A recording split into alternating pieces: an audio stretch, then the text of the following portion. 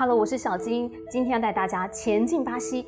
2021年1月，一名巴西的飞行员安东尼奥·塞纳，他驾驶着一架小型螺旋桨飞机，准备要运送柴油到一个非法的黄金采矿场。但是当飞机正要飞越亚马逊雨林上空时，发动机突然故障了，引擎停止运转，他赶快用无线电发出求救信号，然后设法让飞机飞过山谷，接着就在亚马逊河以北的地方撞穿了树木，最后是冲向地面紧急迫降。安东尼奥他虽然受了伤，但是还活着，可是他发现身上是充满着汽油味，于是他立刻拿起了背包，还有其他随手可抓的物品，用最快的速度设法从挡风玻璃逃了出去。过没多久，飞机就爆炸起火了。一开始，安东尼奥就待在坠机地点附近，因为他知道搜救队会过来找寻他。每次当他听到了飞机声音靠近，他就努力呼叫挥手，但是雨林太茂密了，搜救人员根本没有发现他。也因为找不到飞机残骸，搜救队找了5天就放弃了。第6天开始，安东尼奥就没有再听到飞机声响了。他觉得大家已经停止找寻他，他感到非常绝望沮丧，也认为自己没有办法脱困了。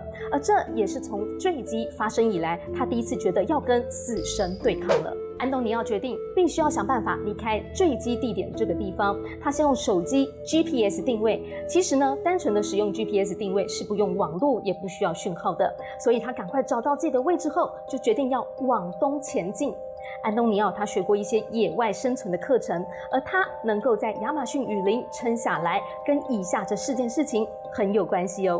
第一，他都是利用早上的时间赶路，一边走一边砍藤蔓、砍树枝，还会故意制造一些声响。他说，这样子可以让附近的动物知道有人走过来，以避免他们突然被吓到而攻击他。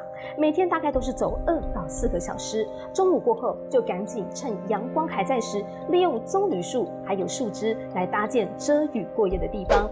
第二，他绝对不会在距离水源太近的地方睡觉，因为鳄鱼、大蟒蛇还有美洲虎都会在那边出没，找寻他们的猎物，所以安东尼奥都选择在山上过夜。可是呢，躲过了鳄鱼，他反而是遭到了蜘蛛猴的围攻，还破坏了他辛苦搭建的避难所。第三，一开始他还可以吃背包里的那袋面包，每天呢分配吃1口。后来他也想要摘一些野果来吃，可是不知道哪些是有毒的。这时候呢，蜘蛛猴反倒是帮了他的忙，因为他就观察蜘蛛猴都吃哪些水果，他就去跟着摘来吃。而野果就成了他主要的食物来源。第四，他还幸运的在森林里发现了超梦幻的蒂芬林蓝鸟蛋耶！哇，怎么会有这么漂亮的鸟蛋呢？原来这个是孤公所下的蛋啊！而孤公是巴西东部森林里特有的鸟类，被列为算是近危的物种。安东尼奥想办法偷了3颗孤公的鸟蛋，直接生吃下肚，而这也是他受困亚马逊雨林时唯一补充到的蛋白质。就在丛林里，已经过了1个月后，安东尼奥已经有3天没有进食了，非常的虚弱。突然，他隐约听到像是在使用电锯的刺耳声响，他超兴奋的。但是他担心这个天色变黑之后，他很可能会因为找寻声音来源而迷了路，所以呢，决定就先在原地过夜。要睡觉之前，他还祈祷，希望明天可以让他再次听到电锯声。果然，第2天早上醒来，他又听到那个电锯声响了，那是从河水的另外一岸传过来的。于是他冒着危险穿越了湍急的溪流。下午时分，他就在对岸沿途发现了帐篷，还有篮子。最后终于看到了正在采集巴西坚果的人们，而那些采集坚果的人其实也被这个狼狈的陌生人给吓了一跳。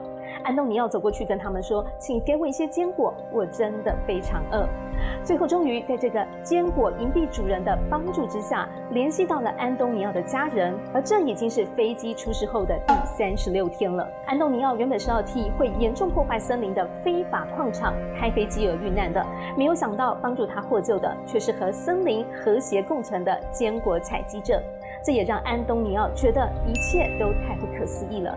他非常的感谢那些采集坚果的人救了他，他也决定再也不要帮非法矿场工作开飞机了。